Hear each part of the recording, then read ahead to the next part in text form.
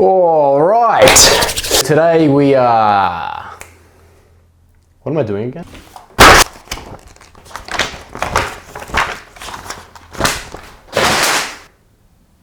We're doing an editing tutorial, that's right. So, first things first, we're gonna open up Adobe Lightroom. If you don't have Adobe Lightroom, get your parents' credit card, pay for it, have Adobe Lightroom because it's the best to edit on. Today we're gonna be learning how to edit photos like this piece of shit and turn it into an absolute Instagram banger that'll get you thousands of likes on any social media channel. Maybe. Just grab your highlights just here and bring those right down to literally, like, just bring them right down, -100, and do the absolute opposite to your shadows, +100, right? So basically, this still looks like shit. Actually, it even looks worse than what we started with, to be honest. But anyway, click on whites and we're gonna move this little slider here, and then we're gonna hold Alt. And it's gonna make the screen black, but as you drag it up, it's gonna show where your whites start to clip.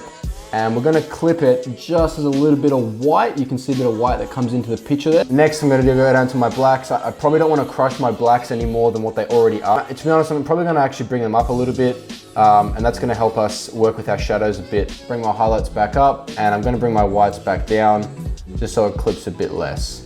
What I like to do in my editing is bring up my exposure. I'm probably gonna bring it up about 1 stop, right? And now we can really start to see that the image is completely fucked, especially around like the shadows and stuff. There's a lot of noise going on, but don't worry, we will fix a bit of it. But you know, you can still read some of the writing here, it's all right. And at the end of the day, this is just gonna go on Instagram, so it just has to look the part. Next, I'm gonna come over to my clarity after bringing my exposure up a bit, and I'm just gonna probably bump it up a little bit. Clarity is not always needed. You don't always need a lot of clarity. If you're shooting nature or maybe you're shooting cars, you might actually do the opposite for clarity. But in this case, because it's a street photo at night while it was raining, that's a lot. That's a really dark sort of moody style that you want to go for. So you really want to put a bit of clarity in that image. And I'm going to bump my vibrance up a little bit as well. Oh, fuck off. So I'm gonna bring my temperature down, and that's just gonna give me a bit of blue in my image to work with a bit later. And I'm gonna probably put a bit more coldness in the image as well. We've made quite a drastic difference already in the photo. I mean, I still hate how it looks, but it does already look a lot different to what we started with. Next, we're gonna go into our tone curve, but just before we do, we still have our shadows up at +100. So I'm gonna put some shadows back into my image. A lot of people don't actually understand what the fuck this thing actually does, okay? So it's a big fucking square here, and everyone just kind of scrolls past it and everyone kind of leaves it, right? But the tone curve is probably one of the weirdest fucking instruments in editing, but it makes the hugest difference with just a little touches. So what you're gonna do is you're gonna put 3 dots in the image, right? You're gonna put 1 here on your little sort of mega ramp, right? I don't know what to call this thing, but anyway, I'm gonna put a dot here. I'm just gonna click there, and I'm also gonna click, I don't know, there, okay? We're gonna grab this bottom one, and we're literally just gonna bring it up. Just like that.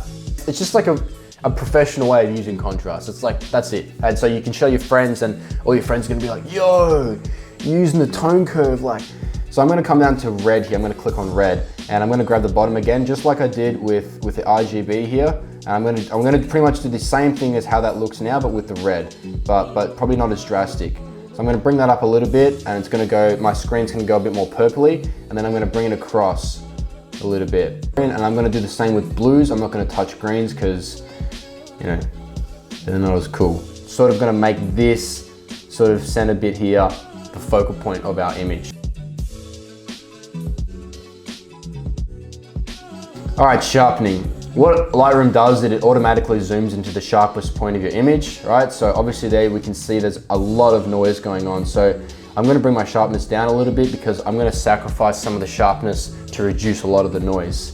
I'm gonna come into noise reduction, and I'm gonna bring this up a generous amount, probably about 35%. And that's already gonna kill a lot of the noise. And I'm gonna sacrifice a bit of the detail as well as the contrast, just to get a lot of noise taken out of my image. Lens correction I don't really use because my photos are already correct, so they can fuck off. And transform I don't really use either. We're gonna use a bit of vignetting, that always helps. That kind of helps centralize your image a bit more already. And vignetting also really helps when you're putting your image on your feed and you can sort of see each focal point and each image while you're scrolling through someone's feed. There's a guy that does this really well. His Instagram is called Jude Allen.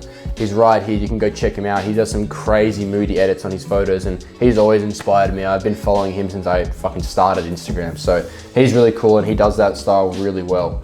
Now, this is the part that's probably the most important out of the whole editing video, is this little fucker over here called the adjustment brush. We're just gonna brush the entire road here.